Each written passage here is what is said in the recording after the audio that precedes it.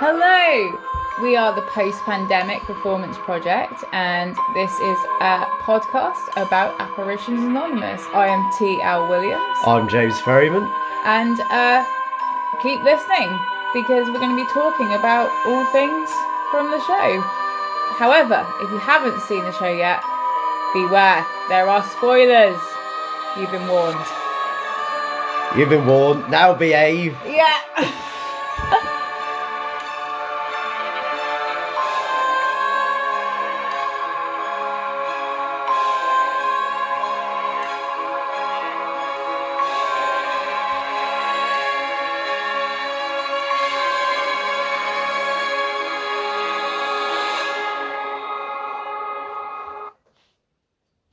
Evening, Aubrey.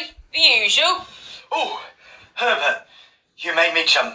I'm always a little on edge before these meetings. Is that so? And what is it you call yourselves again? Apparitions Anonymous. Oh yeah, that'll be it. I'll open a tab, shall I? And that's how we opened the show. We wrote it together, we directed it together, and we opened it together. Yep, that opening went flawlessly every single time. Yeah, that's probably most smooth. A lot of the things that went wrong, you know. Yes. Yeah. But so let's talk about that and talk about working together, because it's our first sort of proper collaboration. Yeah, proper collaboration rather than coming in halfway through the panto, swooping at last second, saving the day, the usual. Yeah. So, for me, I think it is the first sort of collaboration I've had with anyone writing. Yeah. What about you, James? The first writing collaboration. I've done some sort of small scale ones at sort of part of the course at the Oxford Playhouse and stuff. But yeah, the first proper collaboration with anyone. Yeah, it's fun. And I already had the idea sort of early stages, because it is something I thought I'd like to work on, but I had a vague idea about, you know, characters and originally I thought, well, maybe we could execute this in a pub back room. But then we started talking, because we met, as James said, when Spectre Avenue was our first panto, was kind of maybe sort of halfway through, and we're trying to recast some parts that people had left, and James come in, and we really hit it off. And then more I knew about James, and started learning you liked writing, and then you helped co-direct the panto, and I thought, actually, this could be a fun collaboration. And then so we started talking, and you brought some ideas, and that's really where it went. Yeah, just like all community theatre projects, really, you can never really escape, can you? You're locked in once you've done one. So once you've been scouted. But yeah, I did the usual acting thing. I looked at the script. This seems good. This seems reasonable. We can work with this. Yeah, but no, it was very good initially, and yeah, was the Apparitions Anonymous? Yeah. I hadn't really done a lot at that point, had I? Just sort of opening and evolved massively as time went on. Yeah, and we looking like sort of back recently, actually. We'll talk about that a bit later about the ending, but when we're looking back for our WhatsApp chat, and we're like, oh wow, I forgot we'd like talked about this bit, and it's quite funny actually looking at the development and the evolution of the story. And very dynamic plans, so most of which came to fruition, but well, and we usually on the same page about things. I think I don't think we've ever disagreed with writing. I think we bounce off each other. Not with the writing section. When we come to deliver what's written, that's the battles ensue. I think that's sometimes the pressure, though. Time and but I think the good thing about our sort of working relationship is, even in stressful situations, which usually is in directing, like we don't take it too seriously. Like we just like shrug it off. It's got to be, the friendship's more important at the end of the day, more than the work. Even it's just passion, I think, with projects like this. Oh, absolutely! It shows that we care about it. Yeah. And what I really liked about this project was acting together, because it's kind of like my first proper acting. I did a tiny cameo role in the panto, but that was because you needed someone to help you Yeah, get the dress. that was just a glamorous assistant for a quick change thing for me, There was really. no line, Yeah. just sort of standing there with my arms crossed and putting wigs and things on you. Then dash back over to the drum kit to be in the band. Yeah. But so this was the first one with lines, and I really liked it. I got quite emotional at the end of the last show actually, because I was like, oh, this is the last time we'll be doing this scene. I know we did loads of different things together, but yeah, I'll always remember this one. Yeah. And it's kind of ironic really. I think my character Herbert, who's the landlord, he's obviously really fond of Aubrey, but he's also kind of with picks on him as well, and I found that really fun. Yeah. Well, that's me, Aubrey. So yeah, I was just a bit many smacks around the head with the tea towel, really climbing all over the furniture. Yeah. They looked worse than they were. Yes, they did look worse than they were. Yeah. It's all in the rest. Yeah. Oh dear, let's keep this PG. Yeah, let's not go there. Yeah. Oh, okay. Yeah. So we started when we had the script and read through it and thought, I think the challenge with the script as well was trying to judge time. We knew we wanted it to be about an hour. Yeah. Ish. We sort of read through it aloud when you were here when we thought we'd finished it and thought it was probably about that.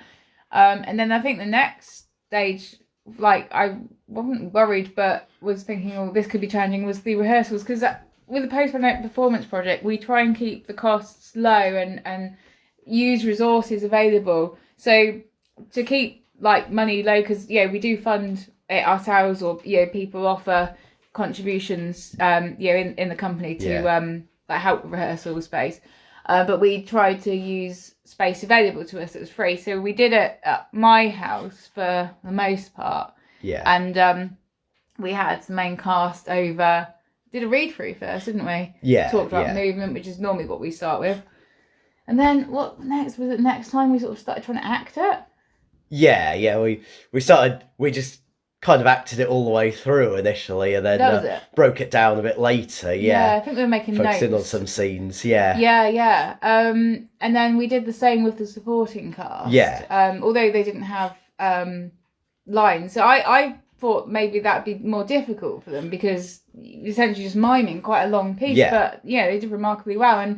And as you hear from Chris, who was one of these supporting cast members later, he said he actually preferred it because he didn't have to learn lines. I didn't have to learn lines. Good gig there, I think. Guess it depends on what you like. So with writing as well, you wanted a Victorian ghost sort of story in a pub, because as far as I could think, it hadn't been done. I thought it might be interesting, but we wanted different sort of kind of elements to it, didn't we? And so it's the kind of different stances of the characters there. It was there's me, Aubrey, the sort of true believer. Marshall is the sort of man of science, like to disprove anything paranormal. And Flora, our undecided member. Bless her. Flora's sort of, I guess, a bit. I suppose this can sometimes, in writing, it can be misogynistic, where you have this sort of damsel. I don't think that's what I certainly didn't want her to be like that, but I think she was a bit sort of, a bit naive, I think, is how I kind of thought maybe when we wrote her, like, and she just genuinely was sort of fascinated by what the two gentlemen friends had to say. But she did keep the lads in check as well. When things got out of hand and... That's fight scenes and some such, that's it. And I think so. We had this sort of love story with her. The two chaps, wanted her attention, and so that brought emotions. I thought that had some sort of nice tension to the thing. Because with the original group, they seemed to get on a bit too well. I think for sort of my liking initially, it was very peaceful. So you brought that to it, and I think one thing I started realising quite quickly and talked to you about, which I think probably from hearing you talk about it from your Playhouse like experiences, is we need movement. We have 4 people sitting around the table. How do we get them moving? I think that's when we said, a song. Yes. So we I thought of Knees Up Mother Brown after a bit of research because it seemed like it's, I don't know how old it is exactly, but I thought we can pass it off as a Victorian pub song. And then you wrote your own shanty. Oh yes, yeah. We'll do the shanty. Yep. Yep. Totally relevant. I mean, we're just filling the time. No. But no. In all seriousness, we thought sort of in the middle of the piece we have Knees Up Mother Brown, nice little dance along with that, and well, the shanty just before that. So kind of an interval of sorts in the middle of the show, really a nice sort of break with a lot of movement going on, because it's, well, as he says, that more movement was put in than there was initially. But it is still fairly reasonably static, isn't it? We're sort of around the table or walking around the table. It's not a dance every second or anything like that. So we thought, some songs and dance in the middle would help break things up, provide a bit of levity as well, because it is quite dark subject matter, even with the sort of comedy sprinkled in. That's it, yeah. So, and I'm happy with how we managed to get, although it's very dark, the themes at the end, and there was some lightness with the comedy, and the songs, and some emotions, and I think one thing I was really hoping would pull off. I don't know if we quite pulled it off. We did get some oohs at times. Were the scares? Yes. I think it's really difficult to kind of, it's to scare people in theatre, because it's been done such a lot of ghost stories, and you have to be original. So I don't know if we quite got the scares as much as we wanted. But I think, considering we're in a hall and we're just sort of using, kind of resources available to us, which was literally the actors, and there's a prop which we'll talk about later. I think I'm quite happy with that. Anyway, talking of scares, there was one intense part, wasn't there, which you'll hear coming up now. Yeah. Down! Listen to the officer! Last warning, gentlemen. I'm sorry, Flora. I really am. Marshal, no! So that was a big sort of near the ending. Yep, that's the big confrontation at the end. Yep. Yeah, I don't know whether people saw that coming. Actually, I wonder. That's something I'd like to know. Whether it's expected or if it was a bit of a shock. But one thing that really amused me about Apparitions Anonymous was, and I suppose any show really, is every audience was different. And they always are, but exceptionally so in this instance. Yeah.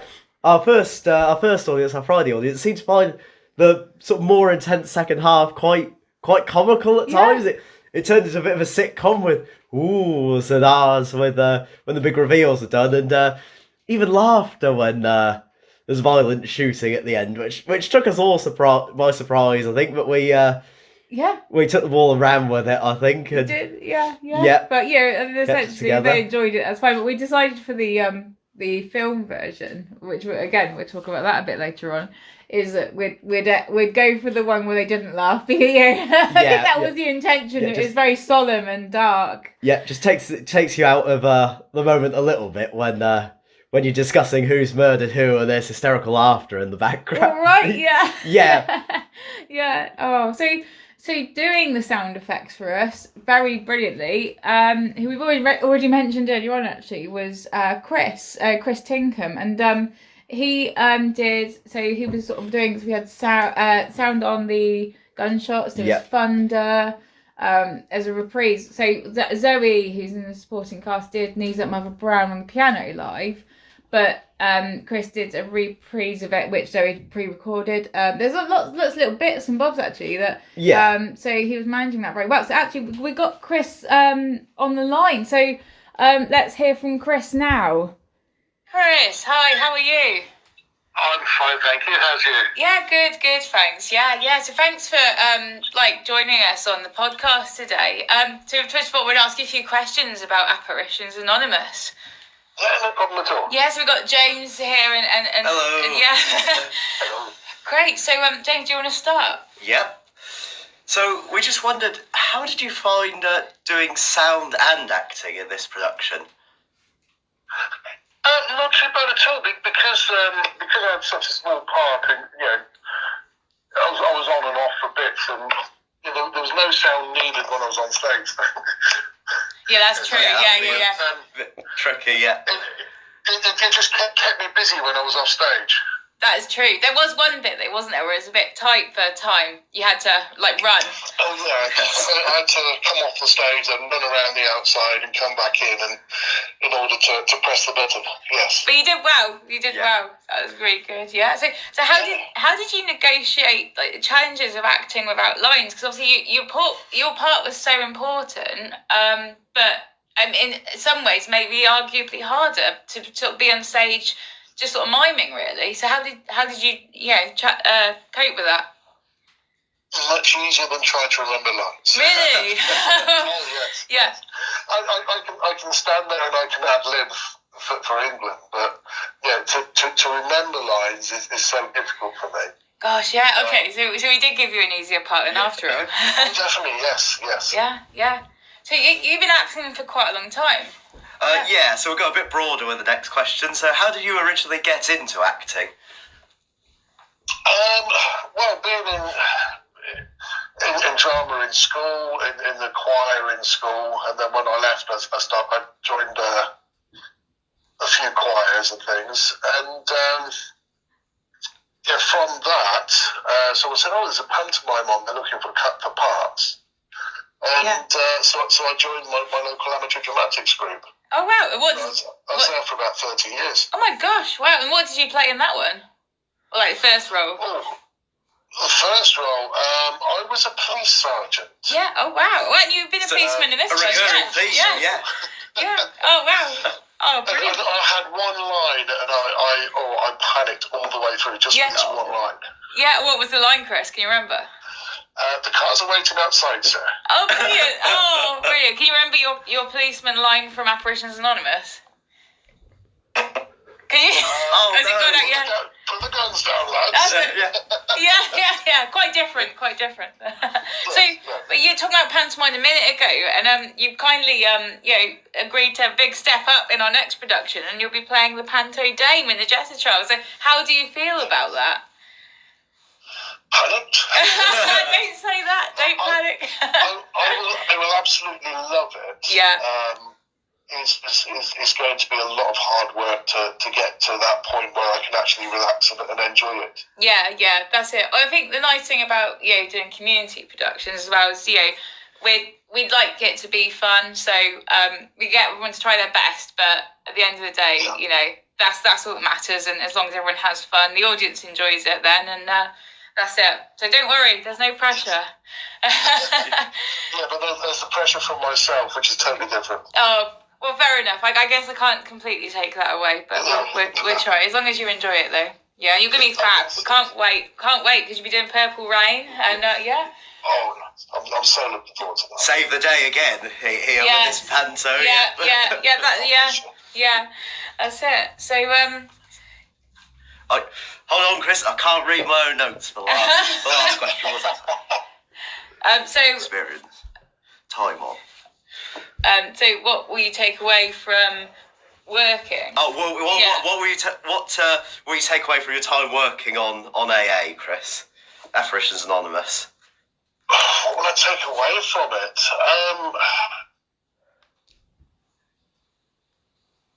I'm not really sure. I mean, I've made even more friends from it.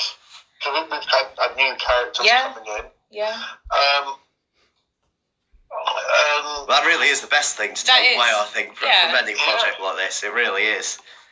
Yeah.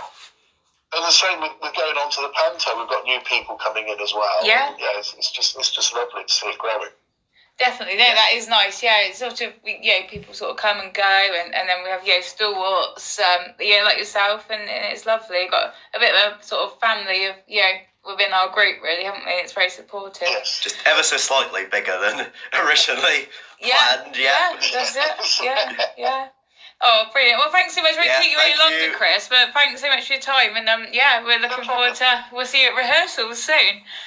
Yes. Yeah. Have a lovely day. Yeah. See you then. Bye, Chris. Take care. Bye.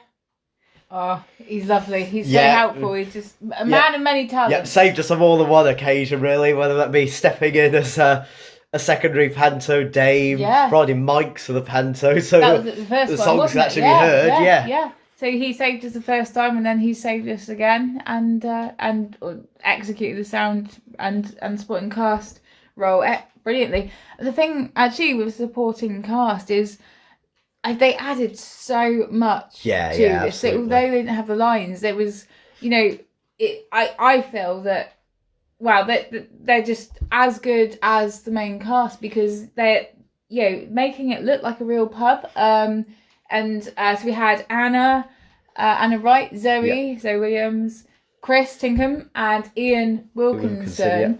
And Nina Williams as well. So Nina just did a little bit at the end in the tourist scene.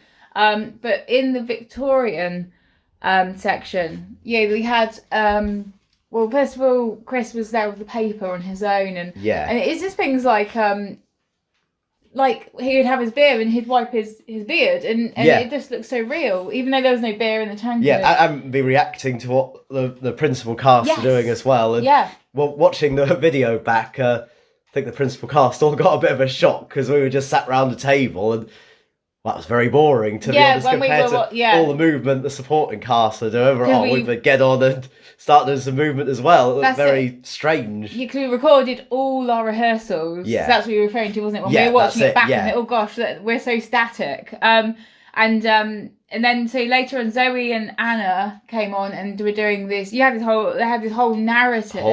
About they've invented these characters, and they were whispering, and it also gave my character Herbert something to come sort of backwards and forwards and take tankards. And then they were part of the sing song, and then Ian joins them a little bit later on with Chris and was playing cards. The thing is actually is so that Ian and Chris and Anna and Zoe were doing the card scene. And they're I say with the knees up Marble Brown, it's really very wholesome. But Ian as well did an awful lot behind the scenes. Where you can talk about Ian and how you know him. Well, I actually knew Ian from a very normal thing, professional wrestling training. We used to do that in Banbury a few years back, and it was very strange, because he messaged me a little while ago saying he wanted to do some amateur dramatic stuff, some amateur theatre and stuff. And this was before I met T and started all this post-pandemic performance project stuff. But never did I think my old wrestling life, retired from all that now, would merge into this sort of theatre life. Yeah, but he's been a massive help. Ian, his daughters, Tegan and Ava as well. Ava worked front of house, and Tegan helped us with lights. That's it. Well, yeah. And so what's quite poetic about Ian on the wrestling was when we were doing the fight scene, or you and John were doing the fight scene.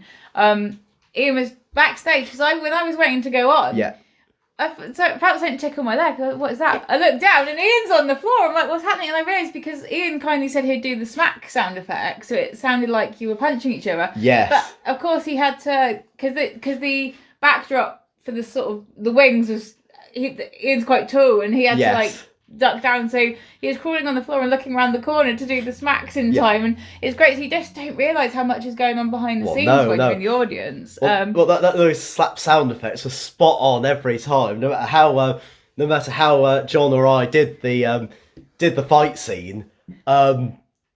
Ian's claps to simulate the effects of the punches were spot on every night.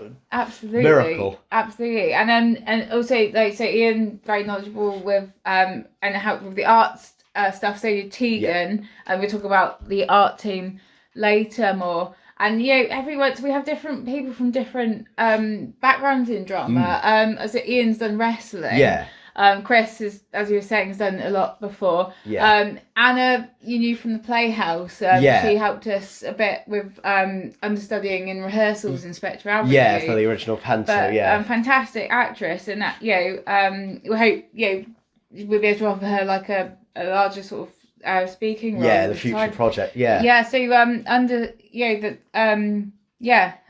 the supporting cast just like fantastic. Really, really helped to kind of enhance what's going on for the audience. Yeah, because they weren't there originally at all. It was just the AA members, just the Apparitions Anonymous members and Herbert. So that's it. Yeah. And as you said, from looking back at the videos and seeing how much movement they were doing, yeah. Like, oh my gosh, we like the main table needed to be doing a lot more. And so we talked about levels as well, to trying to make sure some actors were standing, some sitting, at different points, movement, like how, why would you be moving, because I guess you wouldn't necessarily if you just sat there, but it was thinking about scenarios for the main cast. Yeah, well, one of the big things we did was sort of between every scene change, we'd shuffle things about on the table on the Apparitions Anonymous side and change places to kind of simulate time passing, because it's supposed to be just the night slowly ticking by in the pub, really. That's it.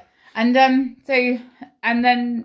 movement and the levels, I suppose, is easier said than done. But what I was going to say is another thing we had to think about was emotions and the acting. So that was it could be quite difficult actually to sort of change from different emotions so quickly, and it can be quite draining as well.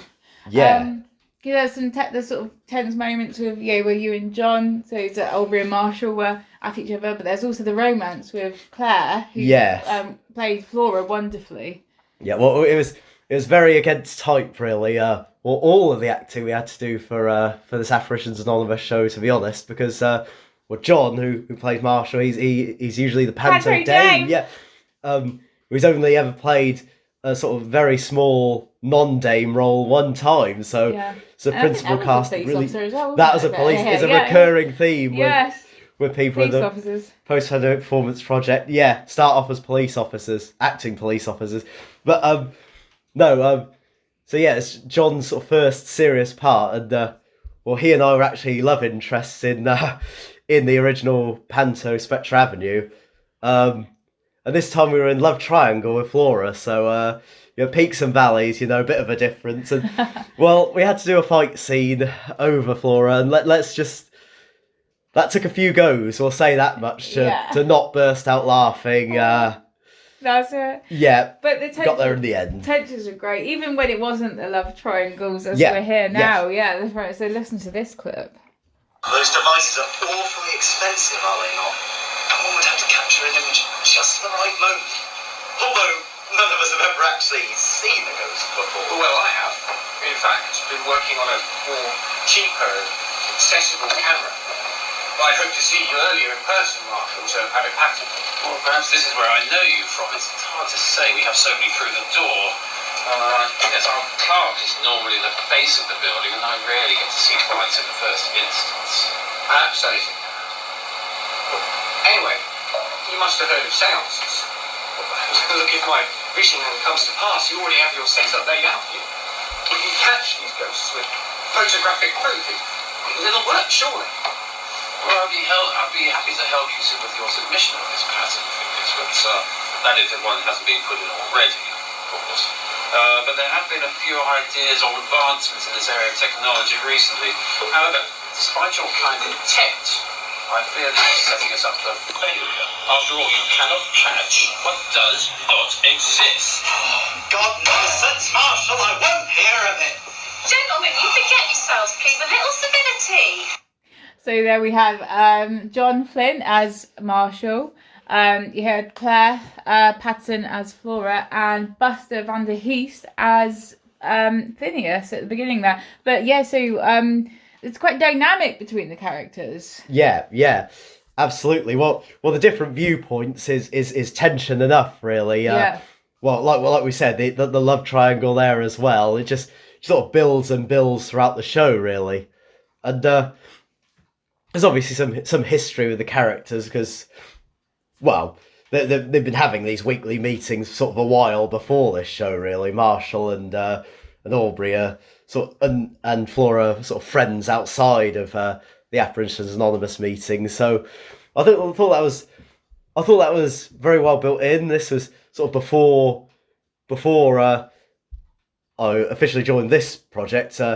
So T had already written all this. I was really amazed, to be honest, at the detailed backstories that all these characters actually had. Really, like like we covered what they all did for work. Marshall's a lawyer. Myself, Aubrey works at Eagle Iron Works. Phineas works at Did work on the railway. yeah, did work on the railway. Yeah, did work, and Flora works as a nanny. So lots of different sort of social classes as well. Yeah, kind of almost sort of unusual suspects to be together. But, yeah. I guess they're sort of drawn by their Brought in interest by or the disinterest ghosts. by Yeah, the yeah. paranormal. Yeah, and I think, I mean, I didn't really know who was going to play the characters when I first wrote them. So yeah, it's quite interesting actually who we did have, because like you've already mentioned, John is doing something completely opposite to what he normally does. And I don't really know much about Claire's acting experiences beforehand, but for our first panto, she did the mayor's, which is your daughter, wasn't she? Yes, you were the mayor. She was my daughter in the panto, yeah. And Buster we saw in a local production, and was playing the villain in a panto actually. Yeah, pantomime villain. Yeah. So we did a bit of a big mix up, but it's quite a broad age ranges from like I think around the main table, the youngest probably Buster around 18. Yeah. And John, dare I say it, because I always think he's younger than he is, but I think in 60s. Yeah, 60s, yeah. And sort of Claire and James between. So it's kind of, but it just works so well. Yeah. Well, don't forget yourself there as well. To be honest, your first sort of acting experience, you wouldn't believe it. Honestly, you wouldn't believe it. The show, I think. Thank you. I think everyone's favourite character was Herbert. To be honest. Yeah, he didn't tolerate much. He's a bit of a hypocrite because I think that's what I quite liked about playing him. Yeah. Was he 1 minute he'd be shouting them for making noise, and then he'd be making the noise. Yeah. And he's I don't know. I love playing Herbert. He was if I think I was watching something, I'd be drawn to him. So I'm glad that people liked how I portrayed him. Yeah, probably not when he was just yelling in the audience faces before the interval. I think that game ever had a good scare. Talking about the scares earlier. Well, the hardest thing about playing Herbert for me was getting the voice really deep. Yeah. I think it's okay when we watch the last videos, but with the moustache and like almost shaved head, I think it's hopefully did it okay enough for appearances anyway. I think like something that occurred to us after the live dress rehearsal actually was what we thought was the twist. Tell you something. I don't know if you know this, James. You must know this. When I first had the idea, my twist was going to be that Phineas was a ghost, and that was going to be it. And that's what it was going to end. And I find this when I write a lot. Usually where I think the end is going to be, ends up being the middle or not the end. And then I do another twist. As it goes, but then we thought it was too obvious really that Phineas is a ghost. So we wanted the audience to think that was it. Oh yeah, I've sussed it out. Yes. But then we twist them again, and then obviously the main twist is that Aubrey has orchestrated this big setup that to get rid of Marshall so he can have a chance of horror. But we thought so when Marshall works it out, I suppose we kind of brushed over that. We just sort of thought, I don't know, he just sort of worked it out somehow. I guess from the information that was presented to him. Yeah, there were a couple of speeches at the end where I think if you really sort of had your ears open, you probably would have got it. Yeah. Yeah, but then the feedback was that, so how did Marshall work it out? I'm like, well, kind of just what we said, but then we were like, maybe it isn't obvious enough. So in the sort of 11th hour, we were like, literally, wasn't it? 11 o'clock at night. Like the week before the show. Oh my word. Oh, your twist doesn't make sense. Oh dear. Oh dear. Okay. Or we just need more clarification. So we had to put in this. You got a cane, didn't you? Which ironically had an eagle. Yeah, had an eagle on the top. Eagle Ironworks. So that's why we had to have a little bit at the beginning where Herbert picks it up and makes a comment about it. And then it's later on, Aubrey drops it. So then Marshall then sees it and realises that it was because he noticed it in the Bear Inn. So we're just assuming that Aubrey was sort of well disguised in this, sort of. Yeah, Marshall had a few drinks by this point, so perhaps he didn't recognise him. Which he admitted. Yeah. So that was an interesting kind of thing, wasn't it? That was kind of a note to the cast and crew. Like, if there's any queries with the plot or something, any plot holes, please just say before the show. Yeah, exactly. So when thinking about the twist, I then sort of, I suppose because it was brought more in the spotlight at the last minute, it then makes me think, so was Aubrey actually coming for ghosts, or was he just sort of playing Marshall along the whole time? And so it kind of makes us even question our own characters, I think, But well, one thing's for certain is Aubrey really liked winding Marshall up. You can see your smug expressions, James, sometimes. But Marshall's very sort of firm and logical thinking. Very lawyer-like. As we're here now. Yeah. Can we really believe what we see? Do our eyeballs tell us what's right in front of us, or does our brain imagine what we see? Sensible ask. You know, I have heard you talking in the pub. Sensible young man, a man of science, I predict. I'm not quite sure I understand what you're telling us, James. One thing is composed is that there are five basic principles. These shadows in the dark, these flickering shapes in the candlelight are but miscalculated equations caused by tricks of the candlelight. Wow. So you just won't give in really until the very end. And so what interests you about ghosts, James? I'll say how everyone's kind of got an opinion on it, really, and there's very strong opinions on either side. Like, meanwhile, it's kind of there is the undecided in the middle, but I think predominantly it's people who strongly believe or strongly disbelieve. I think that's what is interesting me, and well, that's what really intrigued me about the script initially. Anyway, all kind of the different viewpoints I thought were very interesting. Yeah, I guess. Yeah, I think that's probably, I quite like hearing different people's stories, and I've had friends that really absolutely blind faith, absolutely 100% believe they said they've seen things, that's it, they do believe, and there's some that don't, and I used to really believe, I've seen things I can't explain, and I was like, seeing's believing, but then actually kind of, as I've looked into it more and more, because it's fascinated me, I'm like, well, actually, can we trust what we see? And I think that's another thing is science. They say science can't prove anything, but I think it can, sort of talk for an awful lot. But I think what really excites me about ghosts is because, the thing is about ghosts is if such a thing does exist, it means there probably is an afterlife, and death isn't final. And I think that I love the mystery and the fantasy about them. So I personally think there probably isn't anything in it, but who wouldn't want to live forever? That's why I love it, and I love being like getting scared, and it's all kind of creepy and the unknown. That's what I love about it. I think I've got more boring and cynical as I've got a bit older. So I used to believe an awful lot, but now I just kind of see the many flaws in ghosts existing. Really, like with all the people who've sort of come before us. There'd be like so many ghosts, like we couldn't not have seen them. I don't know.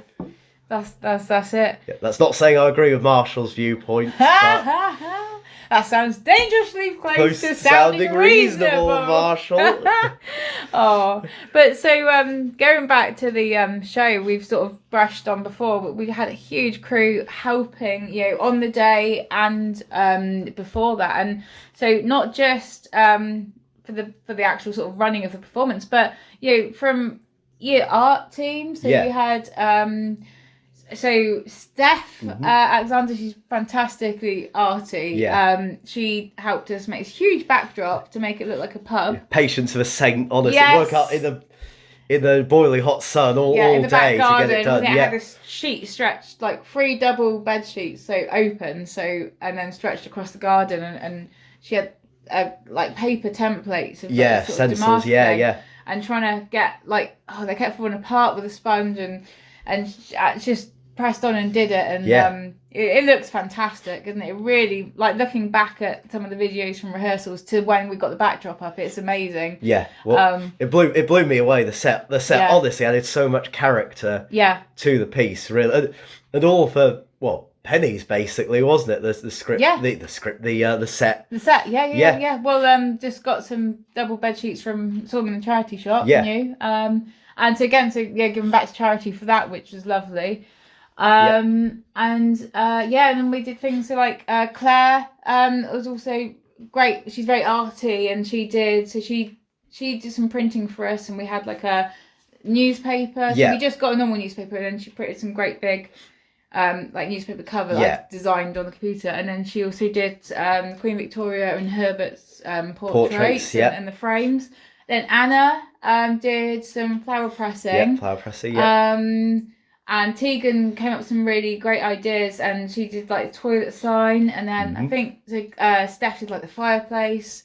I put the door together in my garage. There's cardboard and I think I found some crisps, so I'm like, that'll do.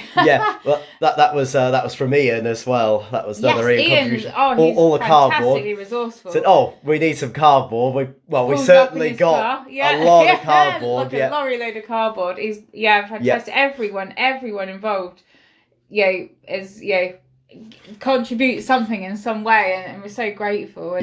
And it just shows you can do it. You don't need a huge budget, and then everything we make goes to the charity. So that was sort of art. You also made the Knees Up Mother Brown lyrics. So that took a long time. That was painfully. That was a mystery to some of our casting crew what those words were for. It became clear in the end, but then when our Friday our first show audience, surprised us again. They were singing before the words even went up. There we go. I hadn't even heard of the song before. No, me neither. And apparently, maybe it's a generation above ours that get something there. But so there's bits and bobs, and it's funny. I mean, I don't think I'm particularly artistic, but I think anyone can contribute in some way, and that's the fun part of that. And then so as well on the night, of course not, and just before night, our wonderful Sarah Revival. Sarah is fantastically patient and helps us with all things like getting the tickets online, helping marketing, like she helped on the door with tickets, and just really knowledgeable.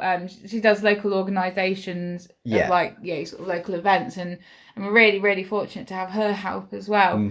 So you see there's like people like Sarah, and then we had front of house team, so Ava and Sandra, Karen, they help ushering people to seats, and doing tickets on the door, and everyone contributes some way, and we're so grateful for all their help. And talking of one of our superstars who is behind the scenes ish, like you can see him, is Francesco. He is a superstar. He helps us with the lighting, he's helped with filming, and he spent hours recently putting together a film. So let's see if we can get him now. Let's go. Hello. Hello, can you hear us? Hello. Hey, thanks for joining us on the podcast. I understand you're like in a field somewhere on holiday right now. Yeah, I am. Oh, well, thank you for joining. So just a few questions really about the time on Apparitions Anonymous. Okay. Cool. So first of all, it's kind of thinking back to when you started lighting, like your whole sort of lighting, I say career, but you're still a young lad. So really, like, how did your lighting kind of adventure begin? It started one of my friends' mum was like directing a panto. Yeah. And I kind of asked if I could do the lighting for that. Oh, brilliant. And they agreed. Yeah. And then it kind of started from there. I did that panto. And then Alan Brown, who was doing it, who was the main lighting technician, kind of said, "Oh, do you want to help with Glowfest as well?" And Glowfest is like a local festival, isn't it, in Florence Park? Yeah. So he's kind of like helped me get into all these projects and stuff. That's fantastic. And then people have found out about it. Yeah, and we got you, and we're really lucky to have your expertise. Yeah. So I guess the lighting you do is quite different, really, isn't it? And then abroad, and So we were just wondering, Francesco, how has the Apparitions Anonymous lighting been different to what you did for the pantos? Pardon? Can you repeat that? Sorry. So how has the lighting you did for us for Apparitions Anonymous been different to what you've done previously for the Pantos? I guess it was smaller scale. Yeah. So there wasn't as much to worry about. It wasn't like full colours Yeah. and full on like bright like. So it was a bit easier to manage. Yeah, that's a good point. Dingy It old was pub lighting, eh? Yeah. It was the first time I'd done it on my own, so I think that was kind of ideal for me because I didn't want to have to manage loads of it. That's it, and you also you helped because we got a new participant, Tegan Wilkinson, who's been interested in lighting, and although she's done some at school, you were able to sort of guide her a bit as well, weren't you? So you almost started sort of doing a bit of like tutoring yourself really in lighting on this project. So as well as doing it yourself, it's pretty remarkable, really. Yeah. I guess when I pick things up, Yeah. it becomes easier as I go along, and now I have my own lights at home. Yeah. I can use them a bit more and learn a bit more. Well, that's fantastic. I think you've got a promising career ahead of you in lighting. But not only with lighting, you help with filming for Apparitions Anonymous. But what were the challenges with filming a live play? I guess it's a live performance, so you can't really change anything. Yeah. So if anything goes wrong, you just have to edit it out and use a different performance day. That's very true. Of course, nothing did go And wrong, you can though, get- did it, really? But, Oh no, nothing went wrong. Nothing went wrong. No. Nothing went wrong. but, If only. but leading on from that, I wondered if you could talk about the editing process for the film. I've just got second-hand stress just hearing about it, really. It was a trooper. Oh yeah, that was long. It was long. Yeah. That is the word, my friend. But But yeah, it was fun watching it all back and seeing how each of the different audience reacted and like how like kind of different it was on each show, even though it was the same, like how some stuff was delivered. yeah, exactly. Like, yeah, it's just minor differences, isn't it? And I think one thing I was quite shocked because it's the first time I've seen it being edited, and you kindly came over and we looked at it together. And but what I'm quite surprised about is like just how much goes into the editing, and then like having to chop and change clips, and you pointed things out like some where we've chopped sometimes someone's sitting down, but then they the same actors will be standing up in a different light. It's like, oh no, do we just sort of will people notice? But you do it great and it's so smooth. I really appreciate that. So, whatever lighting projects have you got on now or filming? Yeah, 'cause you're so busy, aren't you? So tell us about what current things you got on. Other projects I've got coming up. So I'm currently doing lighting for my aunt's 60th festival type weekend. That's where you are now, isn't it? In Shropshire. Yeah, that's where I am. Yeah. Brilliant. Yeah. Oh, fantastic. And then I have Glowfest coming up in, I think, June 18th. Yes. Yeah. So that's big. That is a That's like massive full. project. Yeah. Yeah, that's like moving lights, computer program lights and all that nonsense. No, it sounds ambitious, but I'm sure you'll be fantastic. And then, of course, you're helping us with the Panto as well, which we're really appreciative. Yeah. Yeah, the trials in September, and then in November, the Finding the Light in Florence Park. Wow. Where the whole of the park gets lit up. Yes. And that's across 2 days this year. Oh wow. So more people can see it. That's brilliant. That's Florence Park in Oxford. Yeah, that's great. And then also, of course, in November, you've got... Oh, sorry, Francesca, go on. And then hopefully in January we have a Florence Park Panto. And November the JT removals as well. Yeah. Busy. We're very, very lucky to have you. Yeah. Oh, brilliant. Well, we won't keep any longer. So hopefully the weather's not too bad. It sounds like you're out and about walking, but I hope the lighting goes well for the party. And we'll see you soon. Yeah. Thanks for your time. Bye. Take care. Yeah, pleasure. Bye. Take care. Bye. Oh, Francesco is just... I know I've said it before, but he's fantastic. I mean, everyone's fantastic. Yeah. But Francesco he'll listen to direction and we say, oh, with like cameras, let's try a different angle, let's go closer on the moving the cameras closer, and he really takes it all on, and he's very observant, which is really handy to have someone watching it. So young, but so committed to everything. Yeah, really they're just such a valuable part of the team. Absolutely. And I think the thing with, because I wouldn't know where to start with lighting, but he.